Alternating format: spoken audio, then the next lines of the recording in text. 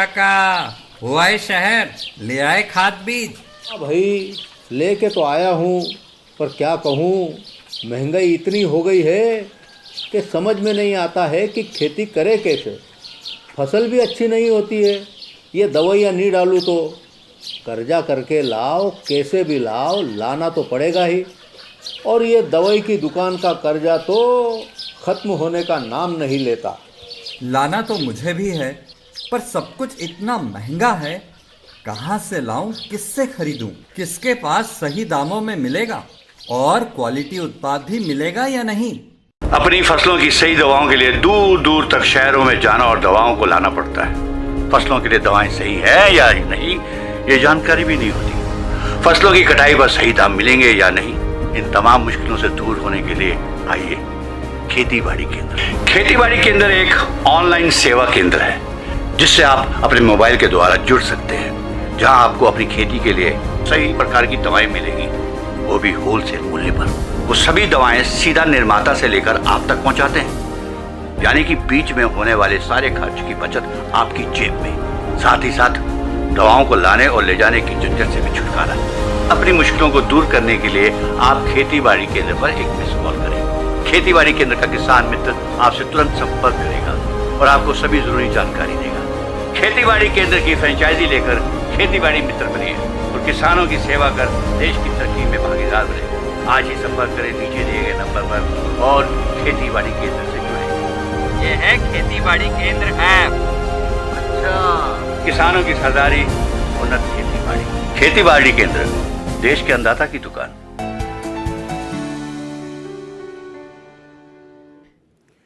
नमस्कार, मैं हूं संजीव उपाध्याय।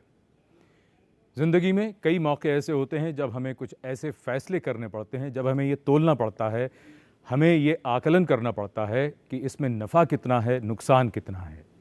और वो फैसले बहुत ज़रूरी होते हैं और उन्हें करते हुए इन बातों का बहुत ध्यान रखना पड़ता है। पिछले दिनों, जैसा कि हम सब जानते हैं, देश में अब स्कूल खुलने लगे हैं। इन्हें चरणबद्ध तरीके से खोला जा रहा है। इसको लेकर बहुत से लोगों के मन में कई सवाल हैं और बहुत से लोगों का ये भी कहना है कि जब कुछ लोग ये कहते हैं कि शायद तीसरी लहर आ सकती है, तो फिर ऐसे में बच्चे कैसे सुरक्षित रहेंगे, उसके लिए क्या कदम उठाने चाहिए। लेकिन जो लोग सिर्फ बेवजह डरते हैं या डर के लिए कुछ बातें करते हैं, उनके लिए राहत इंदौरी का एक शेर है। वही कहते हैं, लोग हर मोड़ पे रुक रुक के संभलते क्यों हैं, इतना डरते हैं तो फिर घर से निकलते क्यों हैं। दूसरी तरफ लोग ये भी कहते हैं कि बच्चे अगर स्कूल नहीं जा रहे हैं तो ये भी सच है कि बच्चे हर जगह जा तो रहे हैं। वो कौन सी जगह है जहां वो नहीं जाते। लेकिन स्कूलों को लेकर क्या करना चाहिए, स्कूलों को, अभिभावकों को और ख़ुद बच्चों को, ये विशेषज्ञों से बेहतर और कौन बता सकता है। लेकिन सबसे पहले सुनते हैं कुछ अभिभावकों, बच्चों और शिक्षकों के विचार। स्कूलों के लिए बच्चों की सेफ्टी पहली प्रायोरिटी है, अतः नई स्थिति स्कूलों के लिए एक चुनौती भरा कार्य होगा। शिक्षा और चिकित्सा क्षेत्र के सभी विशेषज्ञों का यही मानना है कि बच्चों को अब स्कूल बुला लेना चाहिए और फिजिकल क्लासेस को अटेंड करना चाहिए। अभी स्कूल आने वाले बच्चों की संख्या कुछ कम है। मैं आशा करता हूं कि आने वाले समय में बच्चों की संख्या बढ़ेगी और पढ़ाई के अतिरिक्त खेलकूद एवं अन्य गतिविधियों में भी उनकी भागीदारी पहले की तरह से बन पाएगी। हाँ, मैं अपने फ्रेंड्स को तो बहुत मिस कर रहा हूँ क्योंकि ऑनलाइन क्लासेस में मज़ा नहीं आता है। लेकिन मुझे ऐसा लगता है कि अभी हमारे लिए सेफ यही है कि हम घर से ही ऑनलाइन क्लासेस अटेंड करें। तो मैं आशा करता हूँ कि ये कोविड जो है जल्द से जल्द ख़त्म हो जाए ताकि मैं स्कूल जाकर वापस अपने फ्रेंड से मिल सकूं। कब से इंतजार था स्कूल जाने का, लेकिन अब बहुत मिक्स्ड फीलिंग्स हैं। फ्रेंड्स और टीचर्स से मिलने का उत्साह भी है और घबराहट भी। शायद अभी डेली क्लासेस ना अटेंड कर सकें, लेकिन स्टूडेंट्स प्रैक्टिकल्स के लिए कभी कभी स्कूल जा सकते हैं। वैसे भी हमने ऑनलाइन क्लासेस का सिस्टम अब इतना समझ लिया है कि अधिक परेशानी नहीं होती। जहां स्कूल जाने का इतना इंतजार किया है, थोड़ा और सही। मैं अपनी एज ग्रुप में वैक्सीनेशन की जल्दी उम्मीद रखती हूँ। क्योंकि स्कूल के साथ साथ सेफ्टी भी जरूरी है। इतने दिनों बाद स्कूलों के खुलने से बच्चों में बहुत ही एक्साइटमेंट है। एक तरफ स्कूल जाने की खुशी और दूसरी तरफ दोस्तों से मिलने का मज़ा। पर जहाँ एक तरफ एक्साइटमेंट है, दूसरी तरफ थोड़ा डर भी है, स्कूलों में सोशल डिस्टेंसिंग को लेकर और आने वाली तीसरी लहर को लेकर। मैंने तो अपनी बेटी को स्कूल भेजना शुरू कर दिया है, पर अभी स्कूलों में अटेंडेंस कम ही है। कुछ पेरेंट्स अभी वेट करना चाहते हैं और आने वाले हालात को देखना चाहते हैं, उसके बाद ही अपने बच्चों को स्कूल भेजना चाहते हैं। उम्मीद है आने वाले दिनों में सब ठीक ही रहेगा और सब बच्चे स्कूल जा सकेंगे। स्कूल खुलने की खबर से मैं तो बहुत प्रफुल्लित हूँ। आप भी होंगे अगर आप भी 10वीं कक्षा के विद्यार्थी हैं। अब ऑनलाइन कक्षाओं से दूर मैं पहली बार अपनी शिक्षिकाओं को देख पाऊंगी, अपने दोस्तों को देख पाऊंगी तथा उनसे बात कर पाऊंगी। मैं आपको वचन देती हूँ कि एक जागरूक नागरिक की तरह मैं सामाजिक दूरी का पालन करूंगी, हर दम मास्क पहने रहूंगी तथा समय समय अपने हाथ सैनिटाइज करूंगी। आओ स्कूल चलिए। बीइंग अ चाइल्ड में बहुत खुशी की फाइनली हम सारे फ्रेंड्स मिलकर ढेर सारी मस्ती कर सकते हैं और वो सब कुछ कर सकते हैं जो पहले किया करते थे, except for lunch sharing. Being a student it is so nice कि फाइनली अब हमारे सारे कॉन्सेप्ट्स एंड डाउट्स पूरी तरह से क्लियर हो पा रहे हैं without any network issue. Yes, my parents are a bit worried about this COVID situation, but अगर हम सारे SOPs और प्रोटोकॉल्स फॉलो करते हैं सो नो वरीज। देखिए, मेरे हिसाब से ये बिल्कुल भी सही समय नहीं है स्कूल खोलने का, खास करके छोटे बच्चों के लिए, क्योंकि उनको ना तो समझ है सोशल डिस्टेंसिंग की और ना ही उनको ये पता है कि मास्क पहनना क्यों जरूरी है। मेरा बेटा 4th क्लास में है, इतने छोटे बच्चों की अभी वैक्सीनेशन भी नहीं आई है, तो जब तक ये वैक्सीनेशन नहीं आ जाती है और ये डर का पूरा माहौल खत्म नहीं हो जाता है, तब तक कम से कम छोटे बच्चों के लिए स्कूल खोलना एडवाइजेबल नहीं है। इस समय आवश्यक है कि हम सभी कोविड अप्रोप्रिएट बिहेवियर फॉलो करें और फास्ट ट्रैक पे वैक्सीन लगवाएं। इससे हम 3rd वेव को कम कर सकते हैं, डिले कर सकते हैं और अबॉर्ट भी कर सकते हैं। स्कूल्स खोले जा रहे हैं तो हमें आवश्यक है कि हम बच्चों को कोविड अप्रोप्रिएट बिहेवियर को मेंटेन करने के लिए, फॉलो करने के लिए गाइड करें, प्रोत्साहित करें। घर में भी हमें बच्चे को चाहिए कि मास्क लगाने की प्रैक्टिस कराएं ताकि वो स्कूल में मास्क के साथ कंफर्टेबली कार्य कर सकें। चाहे वो तीसरी लहर की आशंका की बात हो, बच्चों की सेहत की बात हो या स्कूल खुलने का प्रश्न, मन में जो भी सवाल हैं, जो भी शंकाएं हैं, उनको विशेषज्ञों के साथ दूर किया जाए। और आज बहुत ही विशिष्ट पैनल है हमारे साथ स्टूडियो में मौजूद हैं doctor Vinod Paul, member health NITI Aayog, और साथ ही आप नेशनल टास्क फोर्स के चेयरपर्सन हैं ऑन कोविड-19। बहुत स्वागत डॉक्टर पॉल आपका। हमारे साथ जुड़ रहे हैं डॉक्टर नरेंद्र कुमार अरोड़ा, जो कि global executive director INCLEN international trust, और साथ ही कोविड के कई कमिटीज़ और ग्रुप्स के आप सदस्य हैं और हेड भी हैं। बहुत स्वागत डॉक्टर नरेंद्र कुमार अरोड़ा।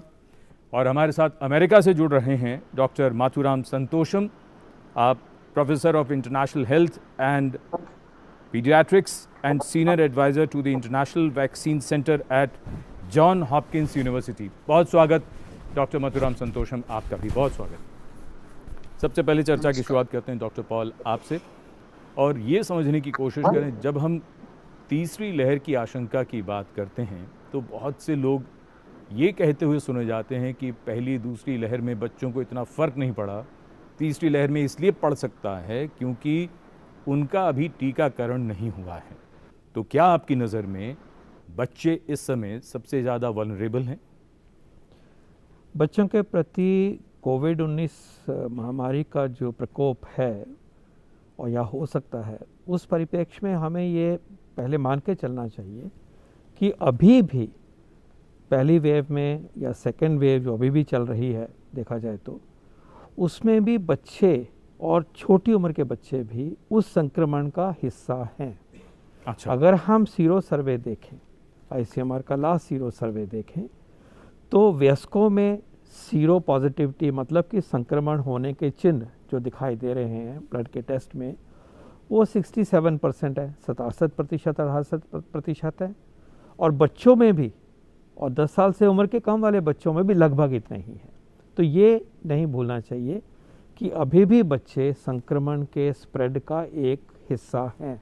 लेकिन वो क्यों नोटिस नहीं हुए? क्योंकि उनमें जो संक्रमण कोविड-19 का होता है, जितनी कम उम्र होगी वो लक्षण दिखाई नहीं देते, एसिम्प्टोमेटिक होता है। तो सीरियस बीमारी नहीं होती, एसिम्प्टोमेटिक, पता भी नहीं चलता, लेकिन टेस्ट करते हैं तो पाते हैं कि ये इसमें है। तो ये तथ्य भी सबको मालूम होना चाहिए कि ऐसे ऑलरेडी बच्चों में संक्रमण हुआ है और सारी दुनिया में यही सिचुएशन या फैक्ट है। इसके साथ साथ ये भी इम्पॉर्टेंट है कि जो बच्चे अंदरूनी कोमॉर्बिडिटी है, बीमारी है, हार्ट की बीमारी है, किसी को अनफॉर्चुनेट कैंसर है या सिवियर न्यूट्रिशन की कोई इश्यू है, मैल अब्जॉर्प्शन है, कोई सीरियस बीमारी है, मैलफॉर्मेशन है, ऐसे बच्चों में भी जो संक्रमण होगा वो सीरियस हो सकता है। आमतौर पे सीरियस नहीं होता, लेकिन कुछ बच्चों में सीरियस हो सकता है और एक सीरियस रूप धारण कर लेता है। इसके अलावा एक और भी तथ्य है, वो ये है कि बच्चों में एक पिक्यूलियर बीमारी होती है, वो एक इन्फ्लेमेटरी सिंड्रोम होता है, वो जो बीमारी संक्रमण के बाद में 2 हफ्ते 3 हफ्ते के बाद आता है, वो वायरस का एक असर होता है। कहने का मतलब ये है कि बच्चे संक्रमण की चेन का हिस्सा हैं और उनमें संक्रमण एसिम्प्टोमेटिक तरीके से काफ़ी हद तक हुआ है। आगे भी बात आती है कि आगे इसका क्या महत्व है। ये बहुत ज़रूरी है कि हमारी तैयारी में बच्चों की देखभाल की तैयारी और उनका बचाव पूरा एक pillar of our approach and response बिल्कुल होना चाहिए और हमें उनको प्रोटेक्ट करना है। जैसे मैंने बताया, कुछ बच्चों में सीरियस हो सकता है, अस्पताल भी जाना पड़ सकता है, इंटेंसिव केयर की भी ज़रूरत है। तो तैयारी में कोई कमी नहीं होनी चाहिए और बच्चों को अपने आप को बीमारी से बचने के जो स्टेप लेने चाहिए, मास्क लगाना है, जो बड़े बच्चे जो समझ सकते हैं, दूरी बना के रखनी है, पेरेंट्स का वैक्सीनेशन होना, उसमें हमारी कोई कोताही नहीं होनी चाहिए। आने वाली वेव में हो सकता है कि किसी हद तक बच्चों में संक्रमण ज़्यादा दिखाई दे, हो सकता है, बीमारी बदलती भी जा रही है। हमें तैयारी इसको लेके करनी चाहिए कि बच्चों में संक्रमण सीरियस दशा वाला भी हो सकता है। उम्मीद करें कि ऐसा नहीं होगा जैसे अभी तक हुआ है, लेकिन तैयारी हमारी पूरी होनी चाहिए, सावधानी पूरी होनी चाहिए। और सबसे बड़ी बात उनके लिए सबसे पहले मैं यही कहूँगा कि अब पेरेंट्स को तो टीके लग रहे हैं ना, बच्चे तो घर में और फैमिली में रहते हैं, बड़े व्यक्ति अपना टीका लगाएंगे, अपने को भी बचाएंगे, अपने बच्चों को भी संक्रमण से बचाएंगे।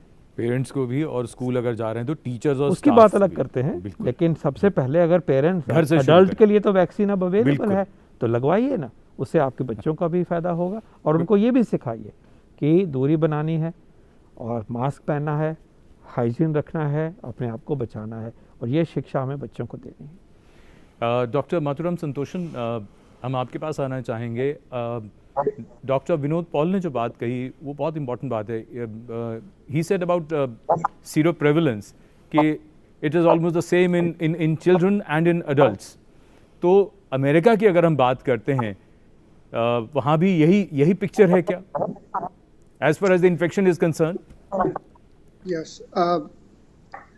it's not quite the same as India, but we know there is zero prevalence in children, and we know that, I think I understood Dr. Paul to say, children generally, when the normal healthy children don't get the disease, severe disease, they get asymptomatic infections. But those who have conditions like cancer. We'll come to you again, Dr. Santoshan. There's some audio problem. I think हम आपको बहुत साफ सुन नहीं पा रहे हैं। Doctor Arora, हम आपके पास आना चाहेंगे और आपसे हम ये समझना चाहेंगे डॉक्टर अरोड़ा, जो बात डॉक्टर पॉल सामने रख रहे हैं, ये बड़ी महत्वपूर्ण बात हो जाती है कि ऐसा नहीं है कि मतलब बच्चों में कोई इन्फेक्शन कम रहा हो, ऑलमोस्ट बराबर है। तो बात फिर ये होती है कि अगर हम इस तरह की बात, जब एक्सपर्ट्स हमें बताते हैं कि बच्चों में गंभीर लक्षण नहीं आते, बीमारी गंभीर नहीं होती, लेकिन दूसरी तरफ डॉक्टर अरोड़ा ये भी तो बात आती है कि बच्चों की इम्यूनिटी तो अभी डेवलप हो रही होती है, तो ये दोनों बातें एक साथ कैसे हैं? डॉक्टर पॉल जो बात कह रहे हैं वो वाली जो स्थिति है, जहाँ तक हमें मालूम है पूरी दुनिया में देखा गया है कि बच्चे संक्रमण और वायरस के प्रसार का एक जरिया हो गया है। इधर से उधर की वायरस उनके थ्रू पास हो सकता है, लेकिन उनमें बीमारी नहीं होती। और उसका एक बायोलॉजिकल रीजन भी है। कारण यह है कि बच्चों के अंदर एक पर्टिकुलर टाइप का जो रिसेप्टर जिसकी रास्ते से वायरस शरीर में घुसता है वो कम होते हैं, और इसकी वजह से वायरस संक्रमण तो करता है, इन्फेक्शन तो करता है, लेकिन बीमारी या तो बिल्कुल नहीं पैदा कर पाता या बहुत हल्की बीमारी हो पाती है। तो इसका एक बायोलॉजिकल रीजन है कि बच्चों में संक्रमण होने के बावजूद उनमें एक तरह से बचाव है। दूसरा, जो बच्चों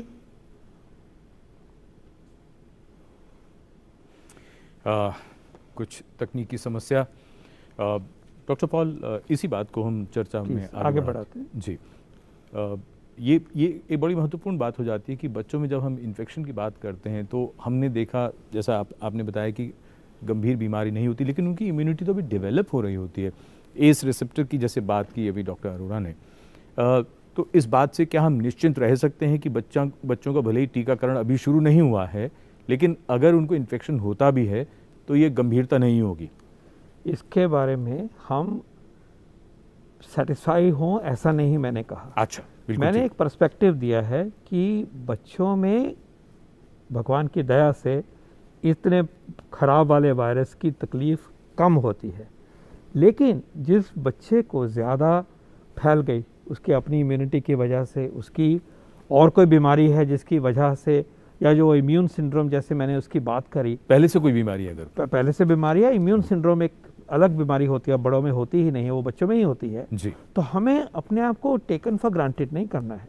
बच्चों को बचाना है, बच्चों की देखभाल करनी है, बच्चों को कोविड अप्रोप्रिएट बिहेवियर सिखाना है, और सीरियस बीमारी नहीं होती है ये लेके हम चल सकते हैं। लेकिन किसी बच्चे में ये सीरियस हो सकता है, उसके लिए तो वो पूरा ही सफरिंग है, तो हमें सावधानी पूरी बरतनी है। लेकिन उम्मीद ये करते हैं कि बच्चों में संक्रमण होगा तो वो माइल्ड होगा, और उसको हम जो व्यवस्था बहुत बड़े स्केल पे अब बना रहे हैं अपने देश में, बनती रही थी और भी तेज़ गति से ला रहे हैं, उस व्यवस्था में कोई भी हमें कमी नहीं करनी है। चाहे वो इंटेंसिव केयर यूनिट्स की बात हो, वेंटिलेटर्स की बात हो, स्पेशल फैसिलिटीज़ की या ट्रेनिंग की बात हो, तो तैयारी पूरी रखनी है। बच्चों को बचाने के लिए फैमिली का एफर्ट जो है वो कम नहीं होना चाहिए। जैसे मैंने कहा, जब वैक्सीन आएगा वैक्सीन भी उनको लगेगा, लेकिन तब तक अपने वैक्सीन लगा के बच्चों को कोविड अप्रोप्रिएट बिहेवियर सिखा के हमें उनको बचाते रहना है और सजग रहना है। और ये भी याद रहे कि मान लीजिए वायरस अपनी फितरत कल बदल लेता है और वो बच्चों को स्पेशली इफेक्ट करना शुरू कर दे, और तरह से बिहेव करे, तो इसको can not be taken for granted. लेकिन हाँ, we are fortunate so far in a way that children are relatively protected and hope that they will remain protected, but preparation has to be solid. ये बहुत महत्वपूर्ण बात है। ये balance दोनों का रखना होगा जी। हम ये सोचकर लापरवाही नहीं बरत सकते।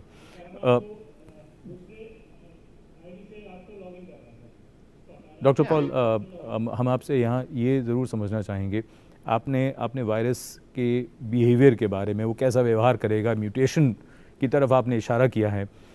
अभी फ़िलहाल हम अपने देश में वायरस का चलन और दुनिया भर में, क्योंकि जो वेरिएंट्स ऑफ कंसर्न की जो बात हो रही है, अभी किस तरह के हालात हैं और नई जानकारी इस समय क्या है हमारे पास? हमारे देश में अब लगभग जो प्रेजेंट पेंडेमिक महामारी का स्वरूप है, उसको ये लेके चलिए कि लगभग वो सारे का सारा प्रिडोमिनेंटली डेल्टा वेरिएंट की वजह से है। और ये वो डेल्टा वेरिएंट है जिसकी वजह से सेकेंड वेव में बहुत तेज़ गति से बढ़ोतरी हुई, क्योंकि इसकी ट्रांसमिसिबिलिटी बहुत ज़्यादा है। जो ओरिजिनल वायरस है उसके मुकाबले ये 250 वजन है इसका। अगर उसका 100 था तो ये 2/3 से भी ज़्यादा उसका इफ़ेक्ट करता है, तो ट्रांसमिशन बहुत ज़्यादा हुआ और इस वायरस ने नुकसान किया। और अब ये भी समझ आ रही है कि इसकी सिवेरिटी भी पुराने वायरस की बजाय ज़्यादा थी, ये भी दिखने में अब नॉलेज आ रहा है। बाकी देशों में भी ये स्प्रेड हुआ। तो right now the predominant virus variant is delta, बाकी जो वेरिएंट्स की बात होती रहती है कि डेल्टा के अलावा जो डेल्टा प्लस वाली बात होती है, AY4, AY412 की बात होती है, उसका बिहेवियर कोई मेन डेल्टा वाले से अलग नहीं है। तो डेल्टा प्लस हमें कोई एक्स्ट्रा प्रॉब्लम क्रिएट कर रहा है ऐसा नहीं मानते। इसी प्रकार जो अब नए वेरिएंट्स बीच में बात चलती रहती है, दूसरे देशों से भी आ रहा है, उनको समझा जा रहा है। C1.2 आया है, एक MU वायरस आया है, वायरस उसकी बात कल परसों से चली है, वो साउथ अमेरिका से उसकी बात आई है। इन सब को समझ रहे हैं, लेकिन for practical purposes today we continue to face the onslaught of delta variant, not only in India but also globally. Now this is the predominant virus. एक बात आपने, और ख़ास तौर पे अगर हम MU की बात करें, आपने जिसका जिक्र किया, जैसे ही ये ख़बरें आती हैं हमेशा इस तरह की खबर उसके साथ होती है कि ये अब चिंता की एक और बात सामने आ गई। आप इस तरह की खबरों की तरफ लोगों को आप क्या कहना चाहेंगे? पहले तो ये है कि खबरों को लिए हम सजग हैं, ये अवेयरनेस का हिस्सा है, उस तरह से अच्छा है। लेकिन ये जब खबरें आती हैं तो उसको फिर एक साइंटिफिक और तथ्य के बेस के जो कॉन्टेक्स्ट है उसके ऊपर लेना चाहिए, पैनिक नहीं करना चाहिए। जैसे कि आज हम MU वायरस की बात करें, वेरिएंट की बात करें, देश में नहीं है जहाँ तक हम जानते हैं। हमारी पूरी वॉच है अपने इंसाकॉग नेटवर्क के द्वारा, हम जीनोमिक सर्वेलेंस बहुत बड़े स्केल पे कर रहे हैं, तो आज वो नहीं है। C1.2 जो एक वेरिएंट की अभी पिछले हफ्ते में बातचीत चर्चा हुई, हमारे देश में अभी नहीं है, एक कहीं कोने में ये वेरिएंट आया है, इसको वॉच कर रहा है, WHO भी देख रहा है। और हमें वॉच जो वेरिएंट्स को करना है तो वो 2 या 3 नज़र से करना होता है जी। एक तो क्या ये इसकी जो पावर है ट्रांसमिट होने की बढ़ गई, ट्रांसमिसिबिलिटी, क्या इसने सीरियस डिजीज़ करनी शुरू कर दी, और तीसरा है कि क्या इसकी वजह से जो हमारी प्रोटेक्शन है और वैक्सीन की प्रोटेक्शन है उसके ऊपर कोई असर पड़ता है जी। तो सिर्फ वेरिएंट तो आते ही रहते हैं, वेरिएंट तो हर दम म्यूटेशंस हो रही हैं वायरस में, रोज़ हो रही हैं, जगह जगह हो रही हैं। लेकिन हमें तब कंसर्न आता है, तब वरी आती है जब इन तीनों इश्यूज़ में जो कि पब्लिक हेल्थ इंपॉर्टेंस के हैं, जिससे कि पेंडेमिक का स्वरूप बदल सकता है, वो जब नॉलेज मिलता है तो हमें करना है। लेकिन एक बात ज़रूर सही है कि ऐसी खबरें आए, ऐसा नॉलेज आए, उसके ऊपर हमारे जो पेंडेमिक रिस्पांस है देश की वो फाइन ट्यून होती रहनी चाहिए। हमें ये देखना चाहिए कि इस प्रदेश में अगर ये इस तरह का वेरिएंट आया है उसका इफ़ेक्ट क्या है, और उसका अगर इफ़ेक्ट ऐसा है कि हमारे देश को, हमारे सिटीजन्स को खतरा हो सकता है, तो फिर हो सकती है कि हम रिस्ट्रिक्शंस की बात करें। तो हमारे रिस्पांस जो है वो एक गार्डेड, ग्रेडेड, सिस्टमैटिक रिस्पांस होनी चाहिए साइंस के ऊपर, बेस के ऊपर, और उस पर जो हम ऑफिशियली कन्वे करते हैं अपने देश को, उसको सुन के उसको ही मान के करना चाहिए। और अपने तरफ से पैनिक पैदा करना, अपनी तरफ से भ्रांति रखना या फेक न्यूज़ या ऐसे सर्कुलेट करना हमारे हित में नहीं है जी।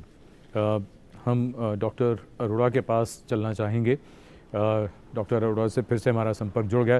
डॉक्टर अरोड़ा, अब जो पूरा हम सिनेरियो समझने की कोशिश कर रहे हैं उसमें चिंताएं तो हैं, और जैसे कहते हैं डॉक्टर पॉल ने ये कहा है कि हमें बहुत ध्यान रखना है, नज़र भी रखनी है, हमें लापरवाह नहीं होना है कहीं भी। बच्चों के स्कूल की जब ख़ास तौर पर बात आती है, स्कूल खोलने को लेकर जब ये कदम उठाया गया है और स्कूल खुल रहे हैं, तो जैसा कि हमने सुना भी, कुछ माता पिता के मन में ये शंकाएं हैं। वो ये कहते हैं कि इनका वैक्सीनेशन हो जाता। कई लोगों के मन में अभी भी ये बात है, वो ये बात कहते हैं। आपका क्या कहना है? मैं सभी माता पिताओं को आश्वस्त करना चाहूँगा कि जैसा कि अभी हम सुन रहे हैं कि अभी तक जो ये वायरस है, उसका बिहेवियर है, उसका व्यवहार है, उसके हिसाब से बच्चों पे उसका बहुत कम प्रभाव पड़ता है। बहुत, अगर पहले तो लक्षण नहीं होते, और अगर लक्षण हों भी तो बहुत ही हल्के होते हैं। ऐसी स्थिति में अब स्कूल खुलने की बात इसलिए आ रही है कि अब हमने वयस्कों का टीका बहुत जोर शोर से कर रहे हैं, और ये सब माता पिता की और परिवार के सब लोगों की जिम्मेदारी है कि वो अपना टीका लगवाएं। इसी तरीके से स्कूल के जो टीचर्स हैं, बाकी कर्मचारीगण हैं, ड्राइवर्स हैं, उनको भी टीका लगना चाहिए। और सरकार ने भी इस मामले में पहल ली है कि 2 करोड़ स्पेशल टीके स्कूल के कर्मचारियों के लिए करें। तो अगर मेरा बच्चा एक सुरक्षित आवरण में, यानी कि उन वयस्कों से घिरा हुआ होता है जिनको प्रतिरोधक टीके लग चुके हैं और वो बीमारी से बचे हुए हैं, तो बच्चा जो है बीमारी फैलाने में सहयोग नहीं करेगा और उसको बीमारी होने में भी कमी आएगी। तो इस प्रकार अब ये समय आ गया है कि हम अपने बच्चों की बौद्धिक क्षमता और जो उनकी स्कॉलस्टिक परफॉर्मेंस है और साथ ही साथ शारीरिक जो विकास है उसमें जो एक अवरोध सा आ गया था पिछले 1.5 साल से, अब उसको हम दोबारा स्थापित कर सकते हैं जी। और हमारे बच्चे एक सुरक्षित आवरण में रहेंगे, इस शर्त के साथ कि सब माता पिता, इसमें माता पिता की बहुत बड़ी जिम्मेदारी है और स्कूल की भी जिम्मेदारी है। बहुत सारे कारपोरेट सेक्टर के जो है ऑफिस खुलते हैं इस समय और वो अपने सारे कर्मचारियों से इंसिस्ट करते हैं कि भाई टीका लगवा के आइए। इसी तरीके से अगर हम स्कूल के आवरण को भी सब टीकाकृत वयस्कों से ही बनाकर रखते हैं तो हमारे बच्चे भी सुरक्षित हैं और कर्मचारी भी सुरक्षित, और टीके की इतनी जरूरत नहीं है। हाँ, जैसे कि डॉक्टर पॉल ने बताया कि वो बच्चे जिनमें बीमारी अधिक गंभीर हो सकती है, मृत्यु की संभावना हो सकती है, जिनको विशेष तरह की बीमारियां हैं, उनको टीका लगाने का पूरा अरेंजमेंट किया जा रहा है और 12 से 17 साल के बच्चों को अक्टूबर के महीने से हमें उम्मीद है कि उनको टीका लगाया जा सकेगा। और जैसे ही दूसरे टीकों के जो अध्ययन, वैज्ञानिक अध्ययन और साक्ष्य सामने आएंगे तो 2 साल से ऊपर के सभी बच्चों को टीका लगाया जा सकता है। यानी कि जो प्राइमरी स्कूल है, जो किंडरगार्टन्स हैं, उन बच्चों को भी शायद नवंबर से हम लोग टीका लगा सकेंगे, वो बच्चे जिनमें विशेष तरह की बीमारियां और जिनको विशेष टीकाकरण करने की जरूरत है। बिल्कुल, and I can see doctor Madhuram Santoshan also on the screen जुड़ गए हैं हमारे साथ। डॉक्टर संतोषन, ये जो बात है अब about opening the school, why it is so important for students? Yes, thank you very much. Welcome. धन्यवाद। जी, we are currently not only in a health crisis, we are in an educational crisis around the world. 168 million children around the world have been deprived of education because of the pandemic. India alone, 1.5 schools were closed, affecting 247 million due to lockdown. So not going to school has many consequences. And it's not simple as just them losing on education. Losing on education, of course, is a huge issue because it affects the future of the child, the ability of the child to get a job. We cannot say that doing in-home classes using internet is the solution. First, from what I understand, in India, only 4 have access to devices, and only about 24% have internet. So even if you are able to solve that problem, we have shown not only in the US, but around the world, during school lockdown, the rates of child abuse, the rates of domestic violence, mental illness, behaviorally, all of these things disrupt society, not only the child. There was actually data that's been shown that the sex trafficking actually goes up during these lockdowns. So this is a very urgent matter.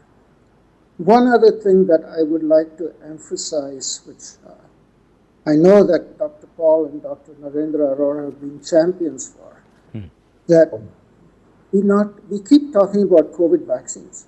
Very important, absolutely must be done. But let us not forget routine immunization.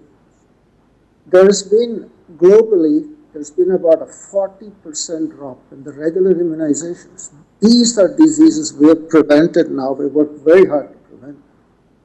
You might have heard, many people might have heard recently there was a epidemic of measles in Pakistan just across the border, and it's only a matter of time when it can cross the border. But if I can give a message to the parents, you need not only immunize yourself, of course that is very, very important. The one, I think Dr. Paul and Dr. Arora emphasized this. One of the best things you can do for your child is immunize yourself. By doing that, not only do you protect yourself, you protect your child, you protect your elderly parents, you protect your friends. But please do not forget routine immunizations. Your child needs to be immunized against diseases that we know how to prevent. And it's a tragedy all over the world, including the United States, that parents are refusing to get their children, not refusing, afraid to go to clinics. We need to create an environment where parents are confident that the children won't catch COVID when they go for routine immunization. जी Thank you. Doctor Santosham, आपकी आवाज़ हम तक कभी कभी साफ़ नहीं आ रही थी, लेकिन फिर भी जो बात हमें समझ में आई, जाहिर सी बात है बहुत महत्वपूर्ण हो जाता है बच्चों को स्कूल भेजना उनके ओवरऑल डेवलपमेंट के लिए। और इस समय हम अपने दर्शकों के साथ वो नंबर साझा करना चाहेंगे जिस पर फ़ोन करके वो इन विशेषज्ञों से प्रश्न पूछ सकते हैं। नंबर आप नोट करें, नंबर आपकी टेलीविज़न स्क्रीन पर है, दिल्ली का STD कोड 011 और उसके बाद टेलीफोन नंबर स्टूडियो का 23097532। डॉक्टर पॉल, एक बात जो सभी विशेषज्ञ कहते हैं कि कोविड अगर बच्चों में होता भी है तो उसमें गंभीर लक्षण नहीं आते, और इस तरह की बातें तमाम दुनिया से जो स्टडीज़ आई हैं वो हमें यही बताती हैं, या तो एसिम्प्टोमेटिक रहते हैं जैसा आपने बताया, या गंभीर लक्षण नहीं होते। अगर ये सब बातें हैं तो फिर वैसे ही सवाल मैं डॉक्टर संतोषम से भी पूछना चाह रहा था, क्योंकि वो अमेरिका में बैठे हैं और वहाँ काफ़ी वैक्सीनेशन हुआ, उनसे हम ज़रूर पूछेंगे थोड़ी देर में। लेकिन फिर ये बात, फिर बच्चों में टीकाकरण को लेकर फिर हमें लाभ क्या है? देखिए, महामारी में एक बारी जब इन्फेक्ट हो जाता है व्यक्ति, उसके बाद भी उसकी इम्यूनिटी हमेशा के लिए नहीं है जी, भय है। अब देखिए, अगर ओवरऑल भारत में 67% को इन्फेक्शन हो गई, कॉन्वर्सली सोचिए 30% तो बचे हुए हैं। हम 3 लोग हैं, उनमें से एक को लक्षण हो सकता है, एक की जान को खतरा हो सकता है। तो हमारा एजेंडा तब तक पूरा नहीं होता जब तक कि हम हर व्यक्ति को जिसको वैक्सीन के लिए उपलब्धता हो गई है, बच्चों में अभी वैक्सीन का इशू है, एक आधे वैक्सीन का ही परमिशन मिले हैं, लेकिन जो वैक्सीन अब लग सकते हैं उस वैक्सीन से हमने अपने आप को सैचुरेट करना है, और इसलिए सैचुरेट करना है कि हमें फिर वो इन्फेक्शन नहीं हो। हम इन्फेक्शन लेके अपने आप को प्रोटेक्ट करने की तरफ नहीं बढ़ना चाहते, उससे बचेंगे। वहाँ हम चाहेंगे कि सीरो पॉजिटिव थी 67 की 67 रहे, इसे बढ़े ही ना, इसे कमी होनी चाहिए थी। वैक्सीन से अपनी सीरो पॉजिटिविटी बढ़ाएंगे, और वो इसलिए ज़रूरी है क्योंकि आगे हमें इस प्रकोप से अपनी गारंटी रखनी है। हमने अपनी सोशल, फैमिली, इकोनॉमिक, हमारे देश का जो समाज है उसको आगे बढ़ाना है। तो खतरा तो बच्चों में इस पॉइंट ऑफ व्यू से रहेगा ही, क्योंकि वो इन्फेक्शन का अगर हिस्सा बनते हैं तो इन्फेक्शन घर में भी लाते हैं, पेरेंट्स को उससे इन्फेक्शन हो सकती है। तो इस बारे में कोई डाउट नहीं होना चाहिए कि हमें बच्चों को प्रोटेक्ट करते रहना चाहिए। ठीक है, हमें अपने आप को प्रोटेक्ट करते रहना चाहिए, और जितने हद तक हो सके हमारा सोशल, इकोनॉमिक, हमारी सोशल लाइफ, एजुकेशन, सारे सेक्टर्स में चलता। ये राइट बैलेंस की बात है, लेकिन सबसे महत्वपूर्ण बात इसमें यही आती है कि हमारा जहाँ तक भी हो सके अपने को इम्यूनाइजेशन से, वैक्सीनेशन को अपनाना चाहिए। तो बच्चों को भी प्रोटेक्ट करने के जब लिए आएगी बारी बच्चों के लिए वैक्सीन उपलब्ध हो जाएंगे, बच्चों के जो कारगर वैक्सीन है वो आ जाएंगे। आज जो दुनिया में सारे वैक्सीन हैं उनमें से सिर्फ कुछ ही वैक्सीन को अभी बाहर के वाले भी अगर हम गिन लें, ये मानक मिला है कि आप बच्चों में लगा सकते हो। तो तब तक हमें अपने बच्चों को बचा के रखना है, पेरेंट्स को वैक्सीन लगाना है, स्कूल में जाएंगे तो टीचर्स का वैक्सीन लगा हुआ होना चाहिए, और कोविड अप्रोप्रिएट बिहेवियर से अपने आप को बचाना है, और तैयारी रखनी है कि अगर बच्चे बीमार हो तो उनकी ऑक्सीजन, उनकी इंटेंसिव केयर, उनकी वेंटिलेशन हो। ये एक इस सिचुएशन में है पेंडेमिक हमारे देश में कि ये बैलेंस हमें बिल्कुल बना के रखना चाहिए। मैं स्कूल के ऊपर आना चाहूँगा, जरूर इम्पॉर्टेंट बात है, कुछ क्लैरिटी लाने के लिए ज़रूरी है जी।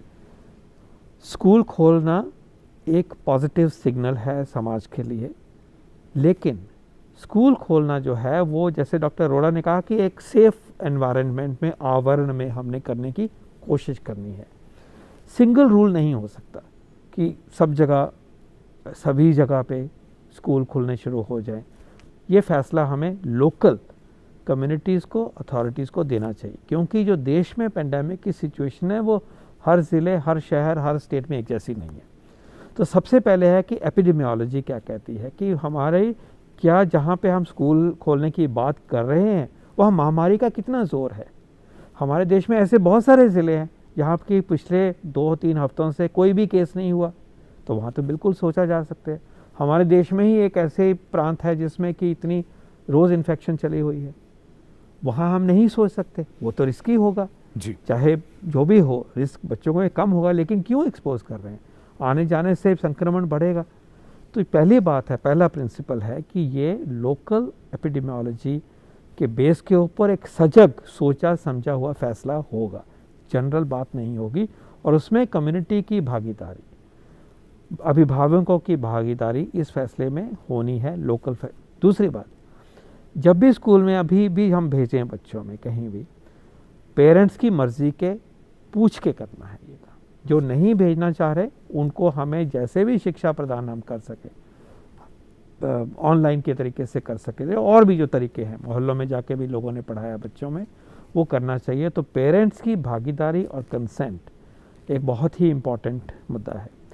तीसरा मुद्दा है कि जब स्कूल खुलेंगे तो वो, चाहे वो बस की बात है, चाहे स्कूल में एंट्री की बात है, चाहे स्कूल के क्लासरूम की बात है, चाहे लंच ब्रेक में क्या करना है उसकी बात है, कितने लोग अंदर आए, वो एक प्रोटोकॉल के द्वारा होगा।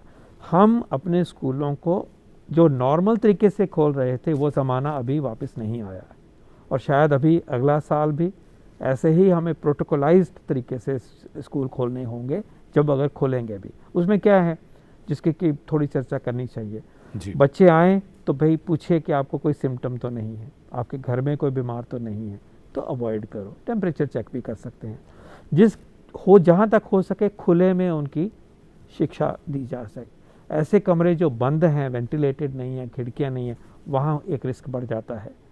दूरी बना के रखें, क्लासरूम में भी या बाहर बैठें तो भी दूरी बना के रखें। बच्चे भी मास्क पहने, टीचर्स भी मास्क पहने, क्लास चल रही है तो भी मास्क पहने। हाथ धोने का इस्तेमाल, पानी लगेगा उस ज़्यादा होना चाहिए। लंच ब्रेक अगर हो तो स्टैगर करके करिए। दूसरा हम ये भी कर सकते हैं कि आज 8वीं क्लास को बुलाएं, कल 9वीं को बुलाएं, ताकि वही स्पेस स्कूल का जो है वो खुला खुला हुआ दिखाई दे। हम हाइब्रिड मॉडल की तरफ भी जा सकते हैं कि भाई ऑनलाइन भी चलता रहे, ये भी चलता रहे। जो बच्चे नहीं आएंगे स्कूल उनको भी हमने सपोर्ट करना है।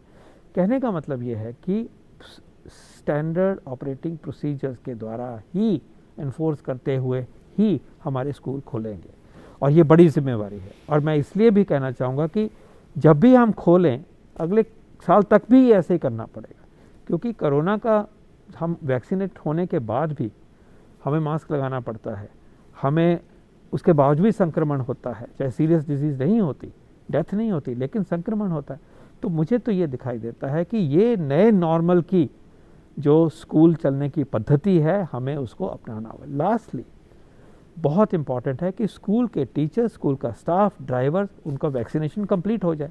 कम से कम 95%, 90 से ऊपर सबके सब स्टाफ जो है वो हो जाए।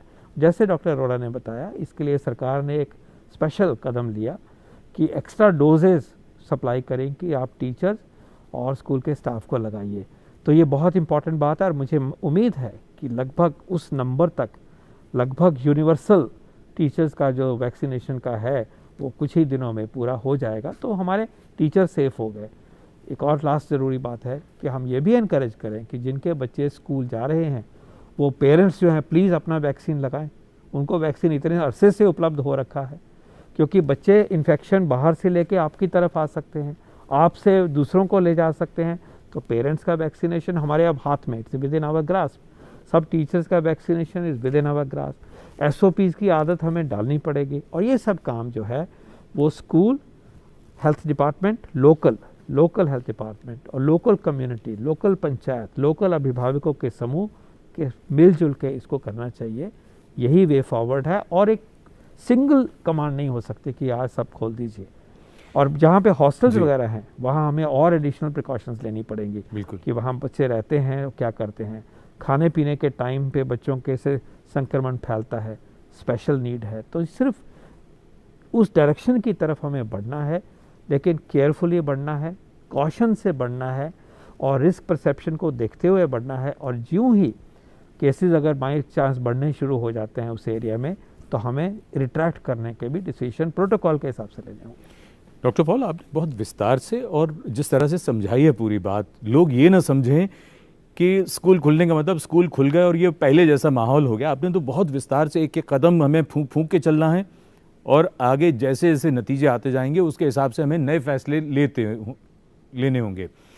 डॉक्टर माथुराम संतोषन, हम आपके पास आना चाहेंगे और दो बातें हम आपसे समझना चाहेंगे। As far as the vaccination in US is concern in children, of course, कितना परसेंटेज वहाँ पर बच्चों को वैक्सीनेशन हुआ है, and is there some vaccine hesitancy also? Yes, thank you for that question. We have a huge problem with vaccine hesitancy. The drop in vaccine coverage varies a great deal from state to state. But the biggest problem we have is vaccine misinformation.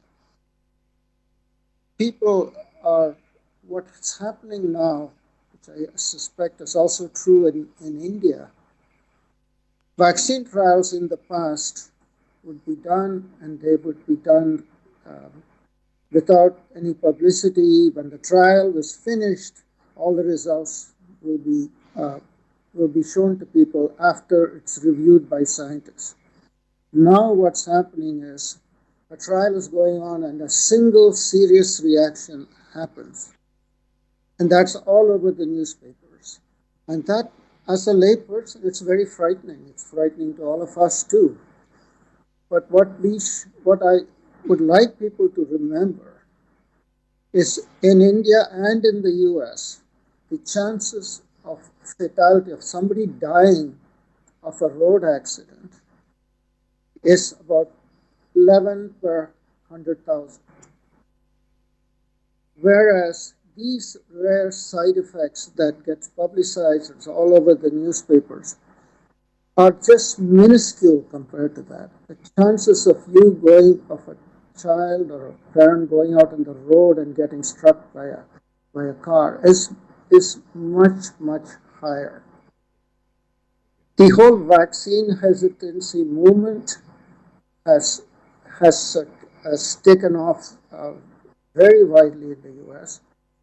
One of the things I tell my colleagues, there is a difference between someone who's just against vaccination, they will not take it no matter what. We cannot change their mind, and we can't do much about that. But what we can do is make sure the right information reaches everyone. Some people are genuinely scared of the vaccine because of all the publicity and all the false information that's in social media. I think you all know social media has done a lot for us, for our communication, but it has been a nightmare as far as misinformation. I think we need to listen to the concerns of people who don't want to take the vaccine. I've actually been upset with my colleagues who are pediatricians here in the US who have said, I refuse to take care of a baby whose parents refuse to take the vaccination. I think that's wrong. Our duty as a pediatrician is to take care of the child no matter what the view of the parents. So we need to understand the parent, make sure we give them the right information. But clearly the vaccine coverage has dropped in some areas quite dramatically to about 20%. but others it's variable. But it is going to be a major global problem for children if we don't handle the childhood immunization because of vaccine hesitancy. And of course, with COVID, our coverage now is going up quite a lot, but there is a portion that we are totally unable to convince yet. And I might also take this opportunity to congratulate people like Dr. Paul and Dr. Arora for the tremendous effort they have made in getting vaccines out in India. I'm so impressed with the government of India has been able to do with 1.2 billion people. I forget the exact numbers, but they will know. But how many doses we are giving per day, it's just very, very impressive. Thank you. Okay doctor Arora, हम आपके पास आना चाहेंगे और ये समझना चाहेंगे, ये जो बात स्कूलों को लेकर अब सामने है वो ये कि अब सितंबर, अक्टूबर, नवंबर, अब ये जो तमाम जो महीने हैं, अब ये त्योहारों का क्रम शुरू हो जाएगा, एक एक करके त्यौहार आएंगे, तो त्योहारों में भी बच्चों का आपस में मेल जोल, लोगों का आपस में मेल जोल, तो ऐसे में क्या लगता है आपको थोड़ा सा ख़तरा बढ़ेगा या बढ़ सकता है? क्या करना चाहिए हम सबको? संजीव, ये बहुत ही महत्वपूर्ण बिंदु पे आप ये प्रश्न पूछ रहे हैं कि ये एक डिस्टिंक्ट खतरा है। डॉक्टर पॉल ने अभी एक बहुत सुंदर बात बताई कि करीब 70% लोगों में पहले का वायरस का संक्रमण का एक हमारे पास साक्ष्य है। इसका मतलब ये भी है कि 30% लोग अभी भी संक्रमण से बचे हुए हैं और जो कुछ प्रदेशों में, कुछ जिलों में जो तेजी से केसेस हो रहे हैं, वहां पर भी कि वहां पर जो संक्रमित लोग हैं वहां कम है और बाकी लोग ज्यादा हैं, तो वहां पर तेजी से फैले। लेकिन ये 30% जो हैं, ये सचमुच एक हमारे लिए टाइम बॉम्ब का काम करेंगे अगर हमने अपनी जिम्मेदारी नहीं निभाई, हमने सावधानी नहीं बरती और जैसे कहते हैं सावधानी हटी और दुर्घटना घटी। ये बहुत महत्वपूर्ण है और इस सारे जो आने वाले लगभग 2-2.5 महीने हैं, तो वयस्कों का एक जिम्मेदारी बनती है कि वो बच्चों के लिए नजीर बने, एक उदाहरण की तरह। अगर बड़े अच्छी तरीके से कोरोना उपयुक्त व्यवहार का अनुसरण करेंगे तो बच्चों के लिए भी ये एक उदाहरण बनेगा। एक और साथ ही साथ अगर सब लोग बड़े अगर टीका लगवा रहे हैं और घर में सामाजिक समारोह या धार्मिक समारोह में जाने से गुरेज करते हैं या उनका समारोह को नहीं मनाया जाता है, तो बच्चों के लिए भी उदाहरण है। हम बच्चों से अगर एक्सपेक्ट करते हैं कि वो कोरोना उपयुक्त व्यवहार को फॉलो करेंगे और बड़े जो है उसको तोड़ेंगे, ऐसा नहीं हो सकता। तो मैं कहने का अभिप्राय ये है कि प्रशासन अपनी तरफ से जो भी सावधानी बरते, इसमें हम सब लोगों का, एक आम व्यक्ति का जो है बहुत बड़ा रोल है और एक जन आंदोलन बनाने वाली बात है। जैसे पिछले साल हमने देखा कि आदरणीय प्रधानमंत्री जी ने मार्च में आकर के लोगों को कहा और सबने उसको फॉलो किया, उसी तरह की स्थिति अभी है। हमने बहुत बड़ी खाइयां इस बीच में पार करी हैं और ये यहाँ पर भी अगर हम इसको पार कर सकते हैं, वो केवल जन आंदोलन के साथ, लोगों की सहभागिता के साथ ही हो सकता है। और बच्चे हमारा अनुसरण करते हैं, हम बच्चों का अनुसरण नहीं कर सकते, तो बड़ों के लिए ये ज्यादा जिम्मेदारी का समय है।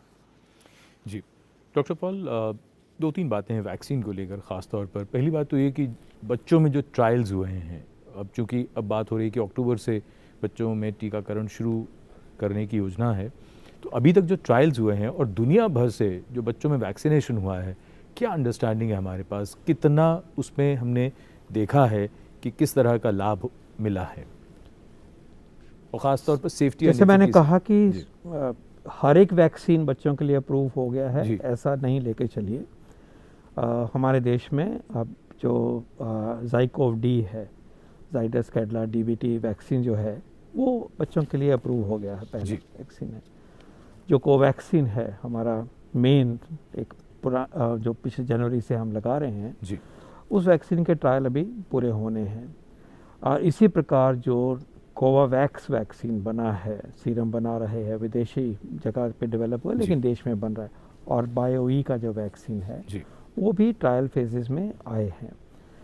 हमें ये लेकर चलना चाहिए कि इस सिचुएशन में हमारे पास वैक्सीन की choice for children is limited and therefore we have to be careful to raise expectations for vaccination of children on scale.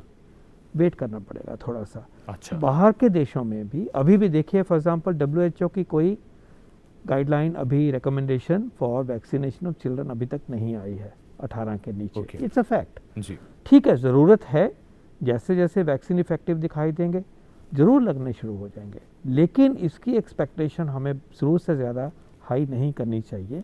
हमारा ध्येय ये होना चाहिए कि बच्चे जो कोमोबिलिटी वाले हैं हम उनको प्रोटेक्ट करें। ठीक है। बच्चों में अपने आप को प्रोटेक्ट करने की आदत डालें, पेरेंट्स का वैक्सीन लगाएं, और ऐसा ही माहौल लेके और ये लेके चलें कि बच्चों में इन्फेक्शन होगी भी तो कोई ज़्यादा नहीं होगा, लेकिन तैयारी पूरी रखें। सिर्फ व्यवस्था की तैयारी में कोई ढील नहीं है। जैसे मैंने कहा, वेंटिलेटर, ICU, डॉक्टर्स, ट्रेनिंग, वो सब उसमें कोई हमें नहीं है।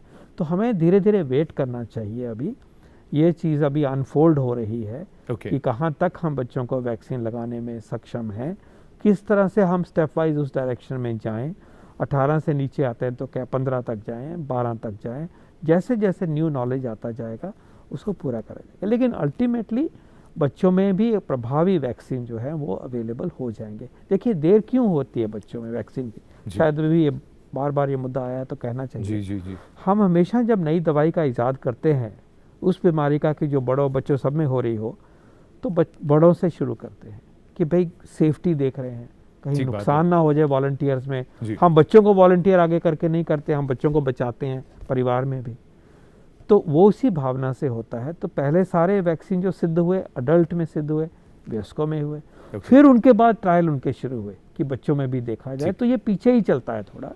इसलिए इस मामले में कि आज हमारे पास बहुत सारी वैक्सीन की चॉइस नहीं है, जो है उसको इम्प्लीमेंट करेंगे, उसको ऊपर तक लेके जाएंगे। लेकिन दुनिया भर में वैक्सीन की उपलब्धता बच्चों की और उनकी गाइडलाइन जो है इवॉल्व हो रही हैं, लेकिन this does not deter us to protect children by protecting the family and by protecting self as individual children. Doctor Paul, बहुत महत्वपूर्ण तरीके से ये आपने बहुत स्पष्टता से अपने विचार रखे हैं, क्योंकि बहुत से लोगों के मन में ख़ास तौर पर बच्चों में टीकाकरण को लेकर बहुत से सवाल थे जिनके जवाब आपने बहुत स्पष्टता से दिए हैं। We have very limited time left. Doctor Santosham, what do you want to say to the parents? Yes, I would like to convey again what I said at the beginning. As both of my co-panelists have said, vaccinate yourself. That is probably the single most important message, because if you vaccinate yourself, you will actually protect your children. The other fact that I'd like everybody to understand, especially those who are hesitant to get the vaccine, you know we have a surge right now in the United States, mostly Delta variant. 90+% of those cases are among people who have not been vaccinated. And this is a fact that needs to be understood by people who are hesitant to receive the vaccine. Please vaccinate yourself. As Dr. Paul has said very eloquently, there are vaccines coming along for children. When they become available, please vaccinate your children also. I will stop because I know we don't have much time. Okay. Doctor Arora, आप क्या कहना चाहेंगे, खासतौर पर तब जब school खुल रहे हैं? प्रोफेसर माथु संतोषम ने जो कहा उसको थोड़ा हिंदी में कहना चाहूंगा कि बड़े फिलहाल अपने को कोविड टीका सब लगवाएं, जो बहुत बड़ों के लिए उपलब्ध है। बच्चों के लिए टीका आ रहा है, जैसे जैसे आएगा उनको लगाया जाएगा। लेकिन एक चीज और बहुत महत्वपूर्ण है कि जो बच्चों के टीके हैं उनको बच्चों के टीके बच्चों को जरूर लगने चाहिए, क्योंकि वो भी उनके बचाव के लिए जरूरी है और शायद ज्यादा जरूरी है इस समय, क्योंकि कोरोना इतना दुखी नहीं करेगा, लेकिन बाकी जैसे खसरा है, बाकी बीमारियां हैं उनसे बचाने के टीके उनको लगने चाहिए। और साथ ही साथ माता पिता को मैं आश्वस्त करना चाहूंगा कि अगर बच्चे आपके स्कूल जाते हैं और जिस तरीके से इस पिछले 1 घंटे में बताया गया है कि माता पिता अपने को सुरक्षित कर ले टीकाकरण द्वारा और स्कूलों के टीचर्स और बाकी कर्मचारीगण अगर सुरक्षित कर लेते हैं तो मेरे बच्चे भी सुरक्षित रहेंगे, ज्यादा चिंतित होने की आवश्यकता नहीं। बिल्कुल। डॉक्टर पॉल, आप क्या कहना चाहेंगे? मैं कहना चाहूँगा कि अभी तो सेकेंड वेव भी जारी है। 43-44 हज़ार केसेस रोज़ हो रहे हैं, 300 से ऊपर 350 के आसपास डेथ्स भी हो रही हैं। चौकसी में कोई कमी नहीं कर सकते। आने वाले दिनों में जो त्यौहार आने वाले हैं उसमें हमें ये सोच के ही चलना चाहिए कि इस बारी भी ये त्यौहार हम अपने अपने परिवार में घर में बैठ के ही मनाएंगे। हम बाहर भीड़ नहीं करेंगे। मंदिर, मस्जिद, गुरुद्वारा, गिरजा जहाँ भी है भीड़ नहीं करनी है। बाहर फालतू में नहीं निकलना है। बाज़ारों में भीड़ नहीं करनी है। फालतू में ट्रैवल नहीं करना है। और ये मास्क वाली ही दिवाली होगी, मास्क वाली ही गणेश चतुर्थी होगी और मास्क वाली ही पूजा होगी। ये अभी वक्त नहीं आया है कि हम पुराने तरीक़ों की तरह से जोश में और मिलजुल के, जैसे कि नॉर्मल में होना चाहिए और हमारा ट्रेडिशन है उसका, लेकिन इस बारी का साल भी हमें बहुत केयरफुल तरीके से रहना होगा। अगले 3 महीने हमारे लिए बहुत क्रिटिकल हैं क्योंकि मौसम बदलेगा, त्यौहार आएंगे, भीड़ होगी, शादियों का मौसम आएगा और दूसरी तरफ हमारे पास मौका है कि इस पीरियड में हम वैक्सीनेशन को बहुत ऊपर तक ले जाएं। लगभग हर व्यक्ति को जिसको कि वैक्सीन लग सकता है, लगना चाहिए, उसको लग जाए, तो उसके बाद हम अपने आप को सेफ फील करेंगे और नॉर्मल लाइफ की तरफ बढ़ेंगे। तो चौकसी का टाइम है अगले 3 महीने। डॉक्टर विनोद पॉल, बहुत धन्यवाद आपका यहाँ आने के लिए। डॉक्टर नरेंद्र कुमार अरोड़ा और डॉक्टर मथुराम संतोषम, अमेरिका से आप जुड़े, बहुत धन्यवाद आप सभी विशेषज्ञों का और धन्यवाद हमारे सभी दर्शकों का कार्यक्रम देखने के लिए। कार्यक्रम के शुरू में जैसा हमने कहा था कि कभी ना कभी हमें कुछ मुश्किल फैसले करने होते हैं और मुश्किल फैसलों के बाद जो नतीजे फिर हमें मिलते हैं, क्योंकि हम तोल चुके होते हैं कि इसमें नफ़ा कितना है और नुकसान कितना है। राना आमिर लियाकत का एक शेर है, अगरचे रोज़ मेरा सब्र आजमाता है मगर ये दरिया मुझे तैरना सिखाता है। मुश्किलों से निकलेंगे, सीखेंगे, बेहतर बनेंगे। अपना ख्याल रखिए। अगले कार्यक्रम में फिर मिलेंगे। नमस्कार।